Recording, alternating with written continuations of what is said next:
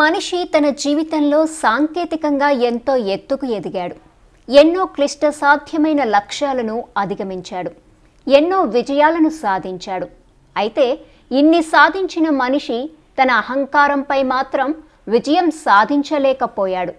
ఎన్నో నేర్చుకున్న మనిషి సాటి మనిషితో ఎలా ప్రవర్తించాలో మాత్రం నేర్చుకోలేకపోయాడు. విపరీతమైన అహంకారంతో తాను ఏదో సాధించాను అనే గర్వంతో తోటి మానవుణ్ణి చిన్నచూపు చూసే స్వభావం మాత్రం మార్చుకోలేకపోయాడు. ఎంత సాధించినా, ఎంత ఎత్తుకు ఎదిగినా తాను ఆ గొప్పలు చెప్పుకోవటానికి నలుగురు ఉండాలి అని, తాను అన్నింటినీ వదిలేసి వెళ్ళిపోతున్నప్పుడు తనను నలుగురు మోసుకు వెళ్లాలనే విషయాన్ని ఎప్పుడూ గుర్తుకు తెచ్చుకోడు సరికదా, రోజు రోజుకు మరింత దిగజారి మనుషుల్ని మరింత దూరం చేసుకుంటున్నాడు. ఈ అహంకారం అసలు రూపమేమిటో, దాని డాబు ఎంతవరకు గొప్పదో అర్థం కావాలంటే ప్రముఖ బ్రిటన్ మహాతాత్వికుడు బెర్ట్రాండ్ రస్సెల్ రాసిన ఈ కథ వినాల్సిందే. ఈ కథలో ఒక చర్చి ఫాదర్ ఉంటాడు. ఆయనకు ఒక కల వచ్చింది. ఆ కలలో ఆయన స్వర్గద్వారాల దగ్గర ఉంటాడు. తను స్వర్గద్వారాల దగ్గర ఉన్నందుకు ఎంతో సంతోషిస్తాడు, పరవశించిపోతాడు. తాను కాసేపట్లో దేవుణ్ణి చూడబోతున్నాను కదా, తనకంటే అదృష్టవంతుడు ఎవడుంటాడు అన్న ఆనందంలో ఉన్నాడు. గంట గడిచింది, 2 గంటలు గడిచాయి. ఎవరూ రాలేదు. ఫాదర్ పైకి చూశాడు. ఆ స్వర్గద్వారాలు ఎంత ఎత్తు ఉన్నాయంటే అవి అనంతంగా విస్తరించి ఉన్నాయి. వాటికి ఆద్యంతాలు కనిపించటం లేదు. ఎవరిని పిలవాలో, ఏమని పిలవాలో అతనికి తోచలేదు. కొన్ని గంటలు గడిచాక ఇక లాభం లేదని దేవా అని అరిచాడు.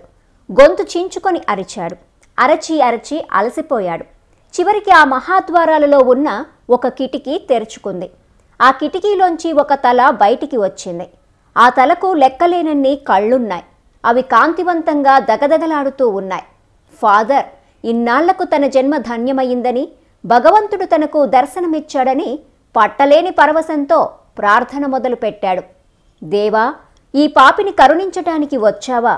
నేనెంత పుణ్యం చేసుకుంటే నాకు దర్శనమిచ్చావు అంటూ కీర్తనలు మొదలుపెట్టాడు. కిటికీలోంచి కనిపించిన వ్యక్తి, అయ్యా ఆపు, నేను దేవుణ్ణి కాను అన్నాడు. ఫాదర్ ఆశ్చర్యపోయి, ఇతనే దేవుడనుకున్నాను, కాదంటున్నాడు. ఇక దేవుడెంత గొప్పగా ఉంటాడో అనుకుని మీరెవరు అన్నాడు. నేను ద్వారపాలకుణ్ణి, ఇంతకు నీవెవరు అని అడిగాడు. ఫాదర్, నేను అనునిత్యం భగవంతుణ్ణి ప్రార్థించే వ్యక్తిని అన్నాడు.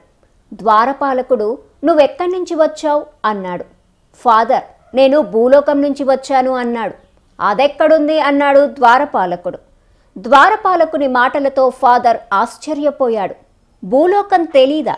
భూమి ఒక గ్రహం, నేను ఆ గ్రహం నుంచి వచ్చాను అన్నాడు. ద్వారపాలకుడు, లెక్కలేనన్ని భూగ్రహాలు ఉన్నాయి. నువ్వు ఏ కుటుంబానికి చెందిన భూమి గురించి చెబుతున్నావో దాని వివరాలు కావాలి, లేకుంటే నేను తెలుసుకోలేను అన్నాడు. ఇక ఫాదర్ పెద్ద చిక్కు వచ్చిందనే అన్న ఆలోచనలో పడి, నేను సౌర కుటుంబానికి చెందినవాణ్ణి. సూర్యుడు అన్న నక్షత్రం చుట్టూ భూమి, గురుడు, అంగారకుడు వగైరా నవగ్రహాలు తిరుగుతూ ఉంటాయి. వాటిల్లో భూమి కూడా ఒక గ్రహం. ఆ గ్రహం నుంచి వచ్చిన ప్రాణిని అని చెప్పి ఊపిరి పీల్చుకున్నాడు.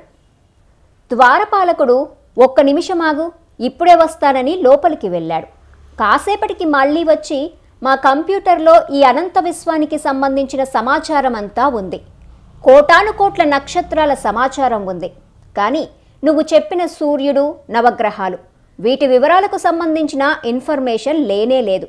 మేము గుర్తుపట్టడానికి నువ్వు సాధికారిక సమాచారాన్ని ఇవ్వాలి, లేకుంటే గుర్తుపట్టడం కష్టం అని కిటికీ తలుపు మూసుకున్నాడు. ఫాదర్కు మెలకువ వచ్చింది. మొదటిసారి ఫాదర్కి మన అల్పత్వం అవగాహన అయింది. అనంత విశ్వ నిర్మాణం అవగాహన చేసుకుంటే మనమే కాదు, మన అహంకారం కూడా కరిగిపోతుంది. మన భూమి ఎంతో విశాలమైందనుకుంటాం. మన భూమి కంటే సూర్యుడు 60,000 రెట్లు పెద్దవాడు. కానీ ఈ అనంత విశ్వంలో మన సూర్యుడు అతి చిన్న నక్షత్రం. సూర్యుని కన్నా ఎన్నో రెట్లు పెద్ద నక్షత్రాలున్నాయి. దీన్ని బట్టి మనకేమర్థమవుతుంది? మనిషి ఎంత ఎత్తుకు ఎదిగినా ఈ అనంత విశ్వంలో తెలుసుకోవాల్సింది ఇంకా ఇంకా ఉంటూనే ఉంటుంది. అంత పెద్ద సూర్యునికి ఇంత పెద్ద భూమికి లేని అహంకారం మనిషికి ఎందుకో అనేది ఒక్కసారి ఆలోచించే జ్ఞానం ఉంటే అతనే నిజంగా గొప్పవాడు. ఇంకా మీలో అహంకారం ఉంటే మీకు దాని గురించి చెప్పేందుకు మరో రోజు వస్తుంది. ఈ వీడియో మీకు నచ్చినట్లయితే లైక్ చేయండి, షేర్ చేయండి, సబ్స్క్రైబ్ చేయటం మాత్రం మర్చిపోకండి.